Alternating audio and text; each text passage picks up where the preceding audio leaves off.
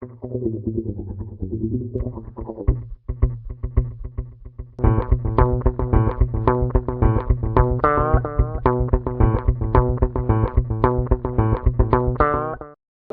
அவர்கள், he is very special to me no matter what. அவங்க வரல அண்ட் ரொம்ப எனக்கு என்ன சொல்கிறது, என்னை இன்ட்ரடியூஸ் பண்ணதுக்கு நான் ரொம்ப தேங்க்ஸ் சொல்லிக்கிறேன். he is not my friend, he is my brother and he has the most respect for Kamal Haasan sir. I would like to convey this.